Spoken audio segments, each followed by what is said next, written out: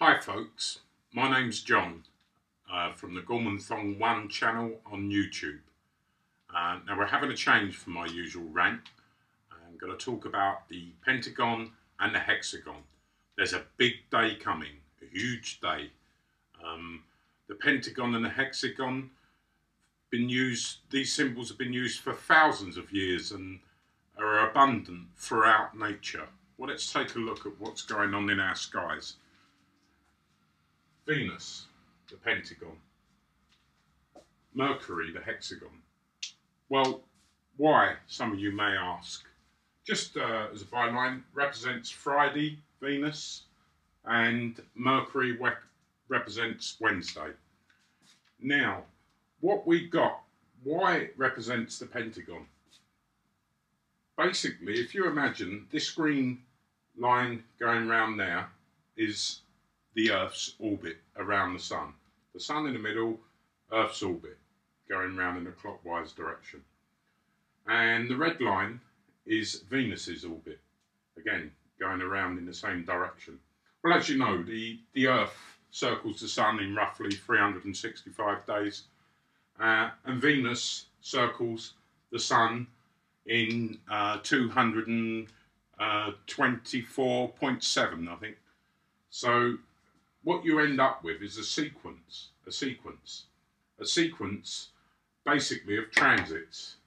So when it transits, a transit is when the Earth, Venus and the Sun are in alignment.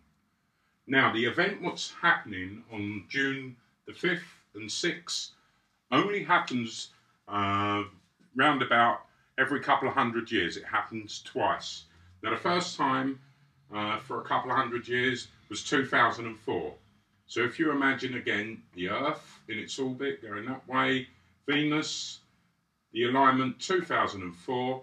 Now every time it transits, the only time it meets on a transit is basically 2004, 2006, 2007, and so on, 2009, 2010, back to the one we're having in shortly, 2012. Now, if you can see, it draws in this alignment a perfect pentagram, the same way anyone would draw a pentagram, I would guess, which is pretty much like that. If anyone draws it different from that, pretty strange. Let's just leave it at that one.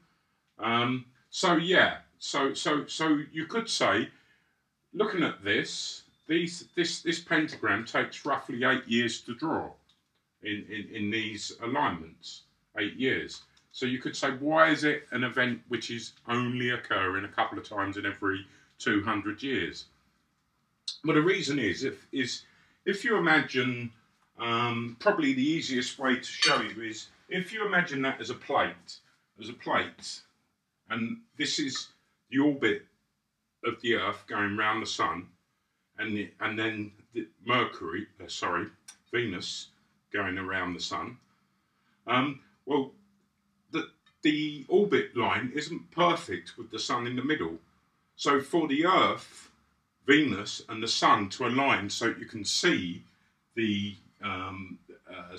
Venus crossing the face of the Sun, which is the event what's happening shortly, it has to be smack on alignment passing the front of the Sun. So, where are we? If you imagine, let's draw the Sun. So what you actually have, if you imagine Earth's out here, just to explain it to people who don't quite understand the principle, Earth being out here and Venus coming in through. Now as that alignment occurs, sometimes it's out of kill.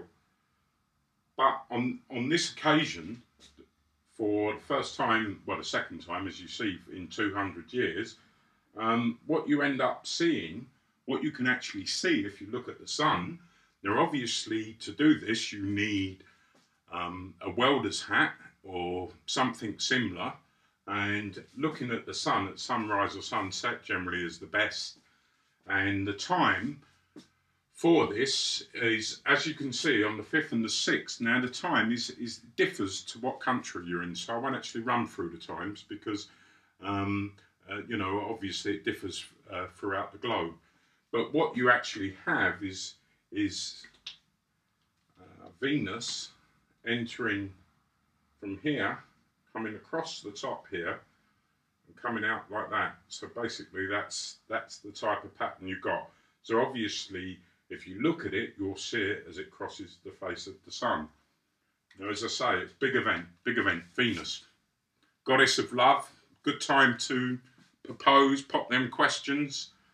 Well, I hope you understand. I hope I made it reasonably clear.